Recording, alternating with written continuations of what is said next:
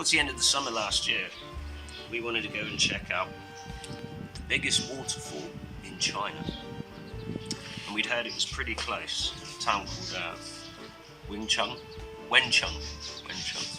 So we took this bus, and it took a good couple of hours, and it was pretty crowded. And obviously we were the only foreigners on the bus, so a couple of hours of everyone staring at you. Everyone's pretty friendly though. Everyone always says they're interested. We booked a hotel way in advance, so when we got to Wenchung, we went to check in. The place looked alright. Bit of a wait and some confusion, so they said go up to your room and relax, and we'll give you all your travel documents, like your passports and stuff, back when we've checked you in with the local authorities. I'm like, okay, cool. So we spent maybe half hour chilling in our rooms, and as we were leaving to go to dinner, they told us they couldn't accept foreigners. So then, wow, that's a bit of a shock. We've travelled all this way, we've got nowhere to stay. But the hotel ran around and asked around other hotels for somewhere that could check in a foreigner.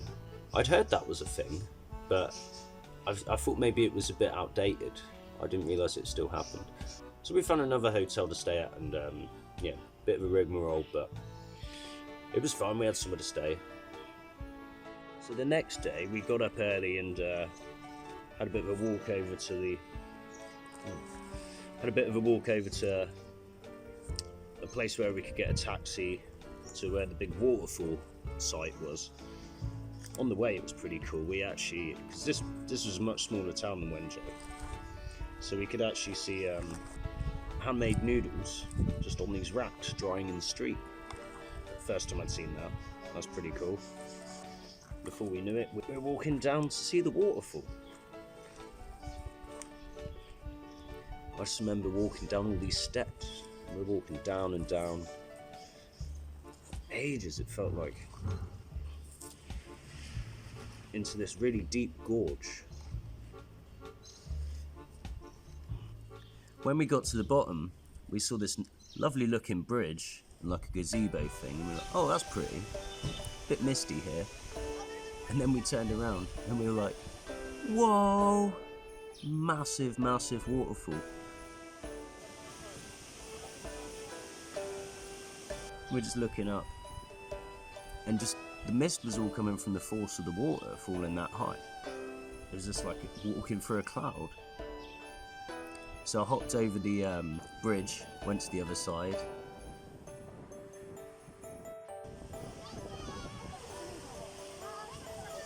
Thought I'd check out what it was like in the gazebo.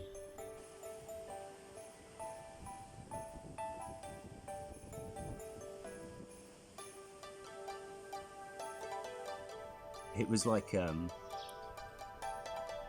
just staring into the face of a real powerful natural force. It was pretty incredible, actually. Yeah. It's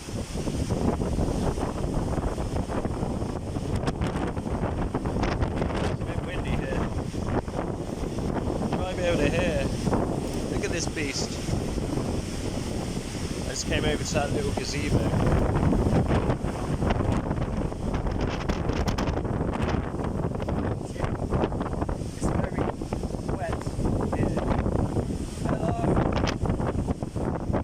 We spent maybe half hour looking at the looking at the giant waterfall and taking in the energy of the place. It really was magical. Say hello!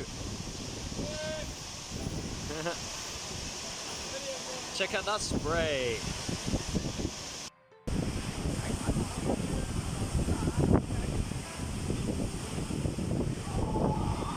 As we turned a corner, everything suddenly got a lot calmer. And before you knew it, we could hear the next waterfall. So this is the second cascade of the first. There's the first one, there's the second one. This one apparently resembles a vigorous eagle at the top. And this one resembles a bearded man crying. And then there's the snack shop. For some reason they had to play background music for the quiet areas. Nothing like a nice peaceful country walk. With some elevator music supplied by Celine Dion. Don't know why, they really love Celine Dion in China. So we worked out where we had to go next. And we decided to take the scenic route. And that was nice. We found a little, a bonus waterfall. That's the swimming one. We found a bonus waterfall. And we also found a little, another little gazebo thing, viewpoint, where we could see kind of the whole gorge. That was pretty nice.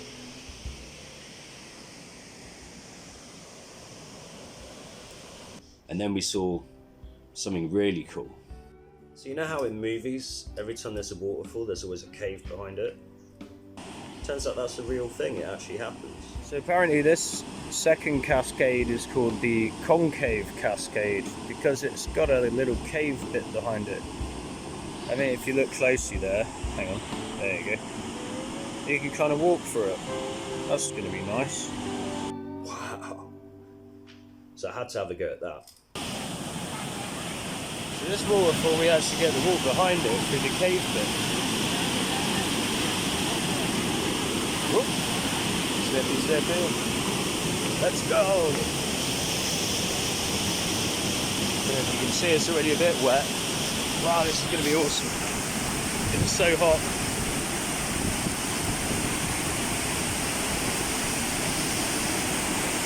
Whoa.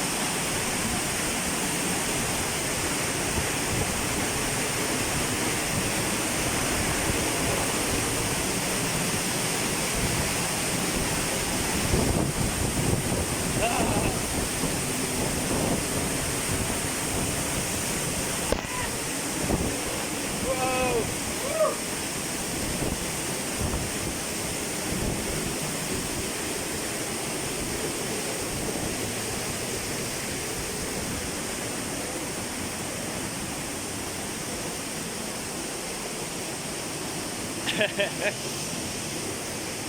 was way cooler than I thought it was going to be. Yeah. Where are the others? So now here come Rachel and Jane.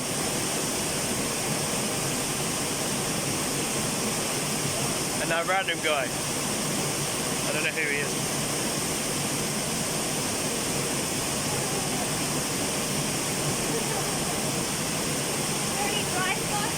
Oh shit, I caught that rabbit. And then when we came back, I did a bit of a silly thing.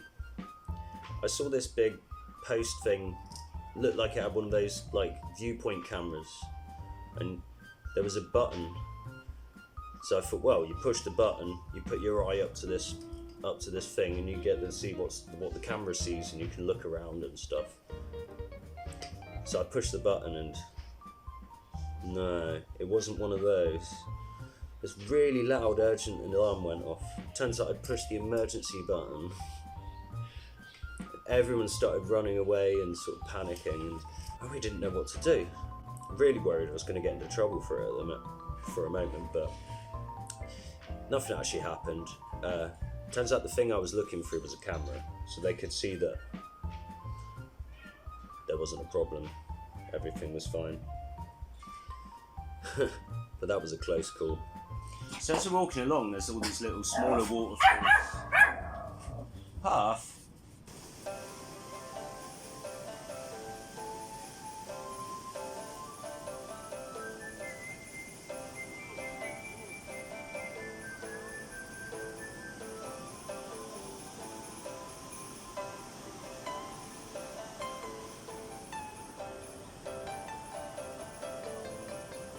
And then suddenly there's loads and loads of fish.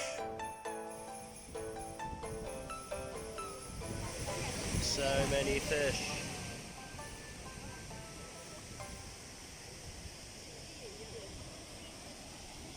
And then right next to that there's like a gift shop, a restaurant, a tea shop, and then all these kids' toys and, you know, what's wrong with you? And there's all these like kids' toys and stuff. I guess it's like, if you bring your family to a place like this, the kids might get bored at this point, so they put all these attractions around. And then as we carried on walking, it was pretty peaceful. And then as we carried on, Baobei, And then as we carried on walking, it was all pretty peaceful.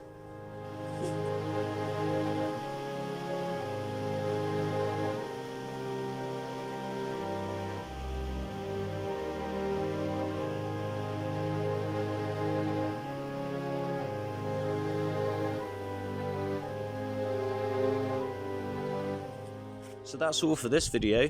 Thanks a lot for watching, and don't forget to like, comment and subscribe. Okay? And I'll be seeing you soon for our next video.